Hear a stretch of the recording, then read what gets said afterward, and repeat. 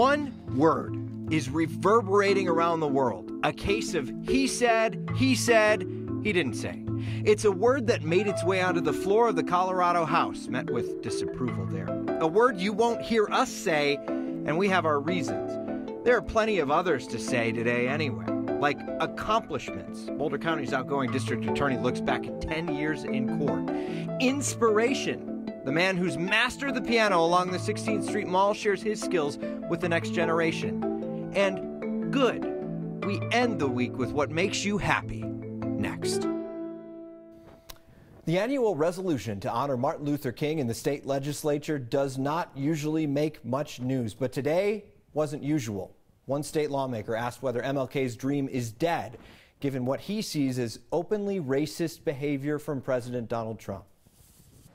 We've seen him say that people from Africa or from Haiti, they live in holes. And I'm sorry to have to repeat that word, but that is what has been said.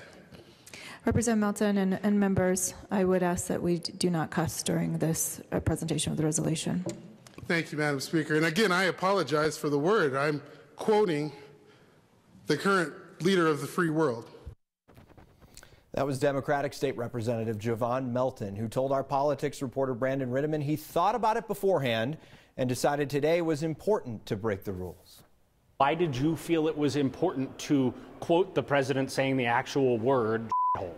Well, I think it is important because it's so unacceptable and so inappropriate. And if we allow ourselves to just censor it, I don't want us to become numb to the unusual. You know, it was interesting, someone asked me, was I surprised that he said it?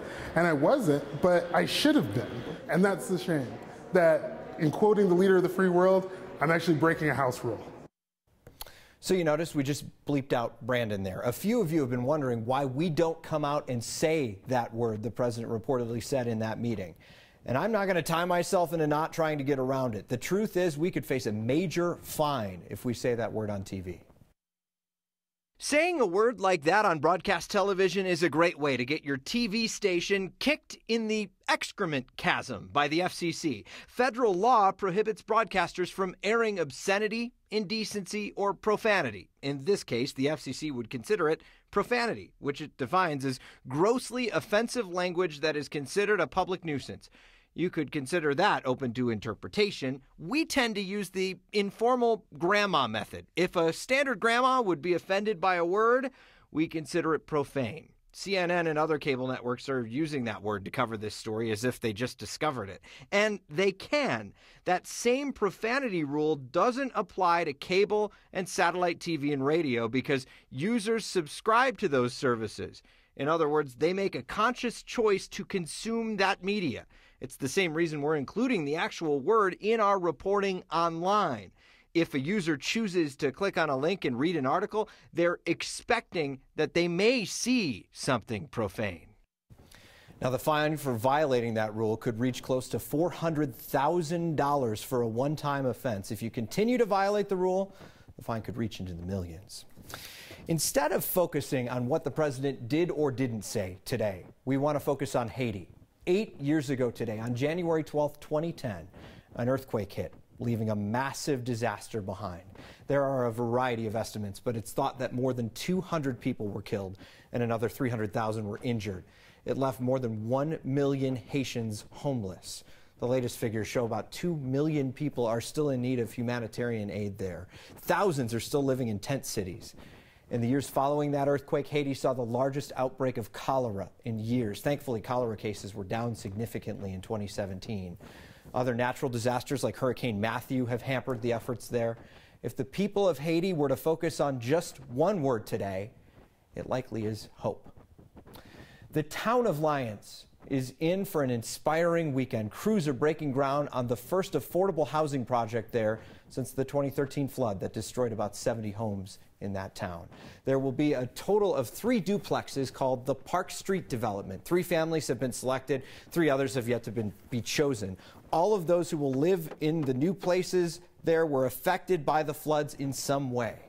Habitat for Humanity is building the homes with the help of disaster recovery funds. Each adult who will move in will help with 250 hours of work during construction. Now, as we mentioned yesterday, here on Next, Boulder's District Attorney Stan Garnett is stepping down. He's heading back to the law firm where he worked before becoming a DA in 2009. So we sat down with him today to talk about his time as DA and the one topic that was inevitable, the John Benet Ramsey case. He says one of his biggest regrets is not closing that case. And I asked him if it'll ever be solved.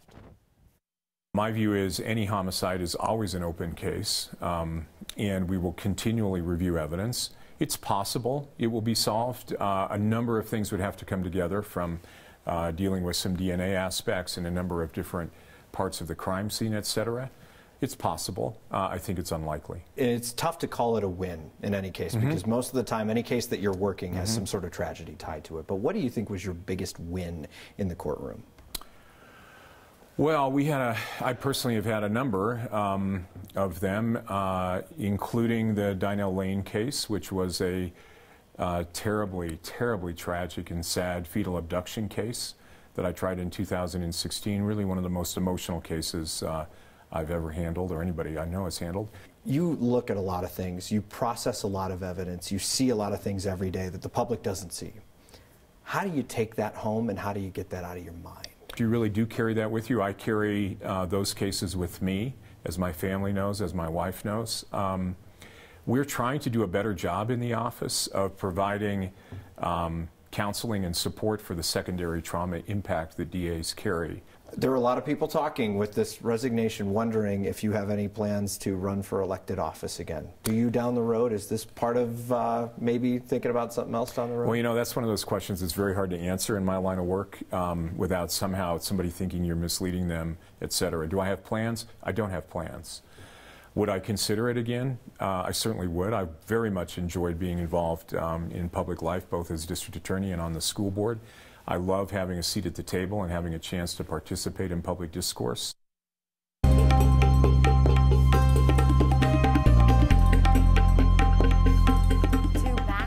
Storms providing so much snowfall up in the high country, helping out with the snowpack and also drought conditions that are now widespread across the entire state.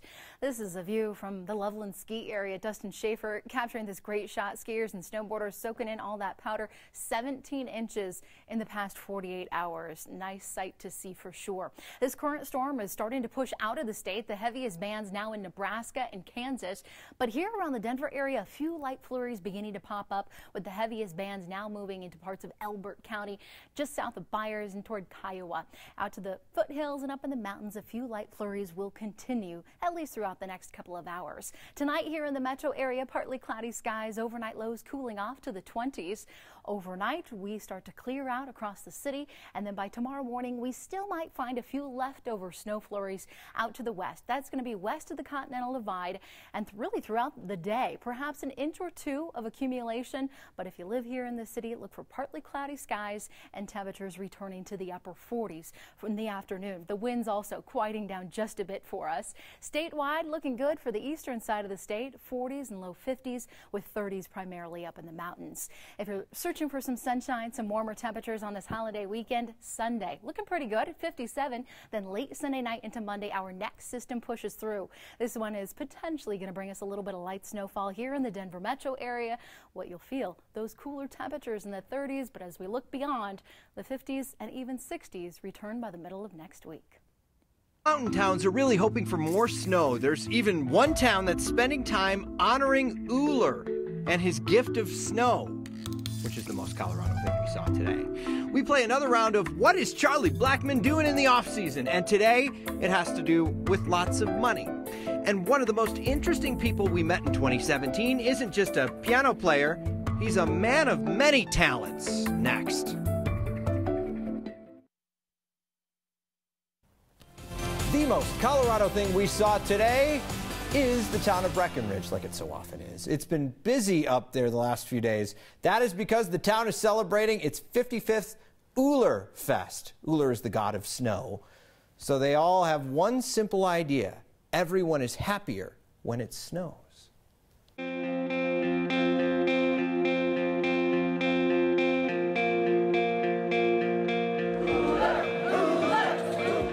This festival to pay homage to Uller so that it snows, and clearly we're a good king and queen because seem to be it's working snowing this right year now. Yeah.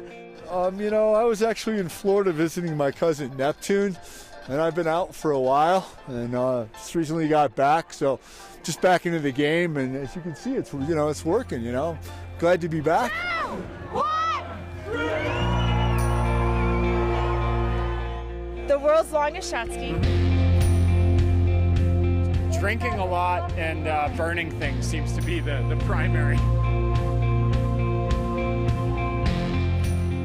Your heart stops a little bit when people jump into the water? Yeah, a little bit. Got people going in! Woo!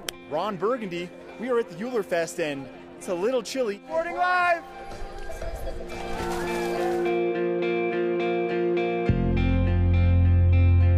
Grin ear to ear when it snows. It's wild to see how everyone in our community perks up when it snows really hard. And there's some great costumes, and I'm really excited to watch some more contestants. Back to you in the newsroom. That guy's not Ron Burgundy. So, hey, what's Charlie Blackmon doing during the offseason? Well, the 31-year-old today, he avoided arbitration, signed a one-year contract with the Rockies, $14 million for 1 year, almost double his salary from last year, which was $7.3 million. So you'll see him around in 2018. A man who was seen playing piano on the 16th Street Mall before Christmas isn't just a pianist, he's a mentor and spent some time telling kids about his philosophy on life today. He may or may not also be a break dancer. And your good news to end the week. I found my partner of my life. That's next.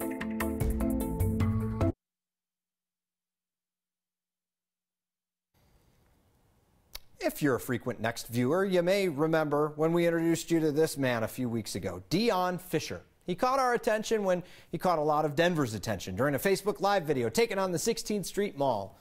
It's been seen more than 2 million times online. Deon is 20 years old and he's never taken a piano lesson, but it's clear he has a gift.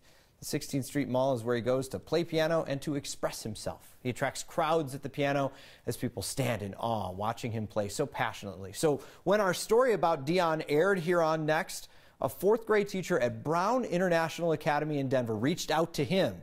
She wanted him to talk to her students about how they too may have a hidden talent, and perhaps they have a talent that's never been uncovered. So Deon went to hang out with the students at the elementary school today, and they ranged from 3rd grade to 5th grade. They were nominated by their teachers to meet Deon because their teachers think they have a hidden promise or purpose.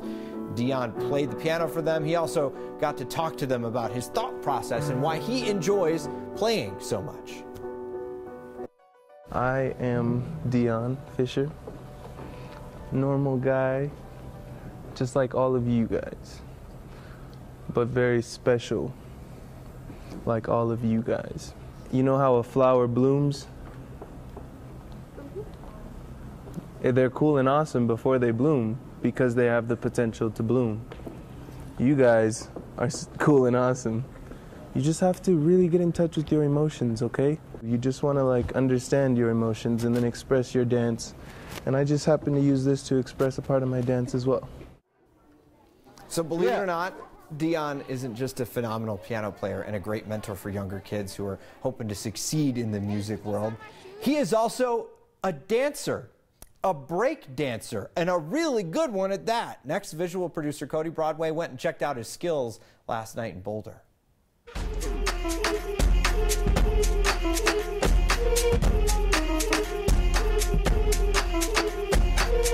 I am Deon Fisher, and I am love. No, it's just like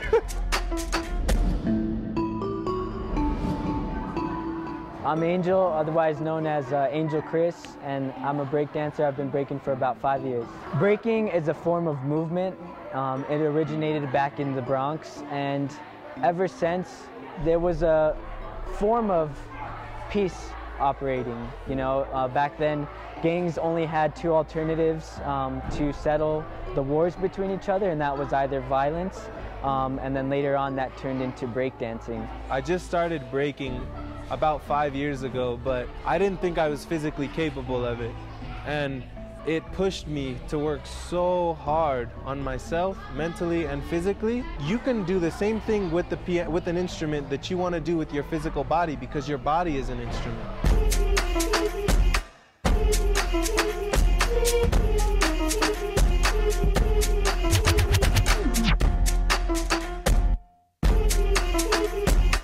When you're more of an acrobatic, you know, people will think of you as a gymnast or, you know, one of those parkour people. But being able to do both definitely lets you interact with the crowd, and they feed off of that energy you give them, and you definitely feed off that energy they give back to you. If the song gets hype, it creates a thump, and then you're like, you start to move your shoulders, and then your head, and then your chest, and then your body starts to move. But it's all blank because you're making room for that music to do something to you. It's definitely, you know, made a big impact on my life because I've been able to share new passions and new experiences with a lot of my friends as well as my family. It's really, really touching me here with how much I've had to work and how much, like, it really pushes me to, like, express and be, like, open and free, and how big of a family it's created. But when I play the piano, I'm basically breaking on that piano so that you guys can hear what I'm saying while I'm dancing.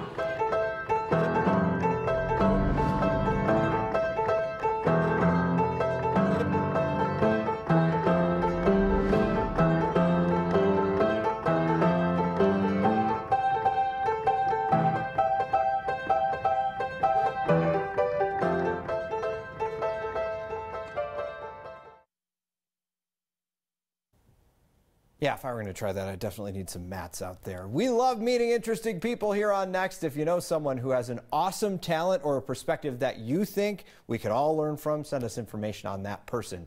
Email next@9news.com. Get our attention with the hashtag HeyNext. It is a sign that made a viewer stop and say, huh? And your good news to end the week. Next.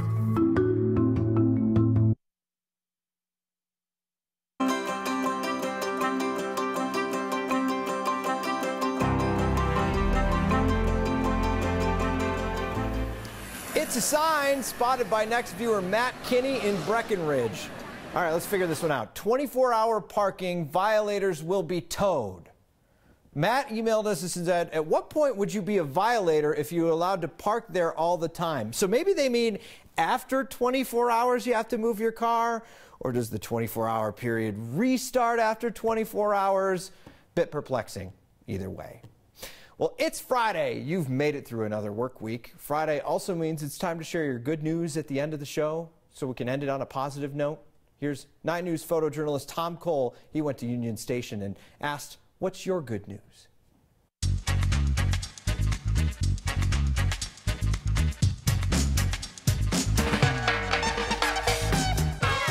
We're getting married today.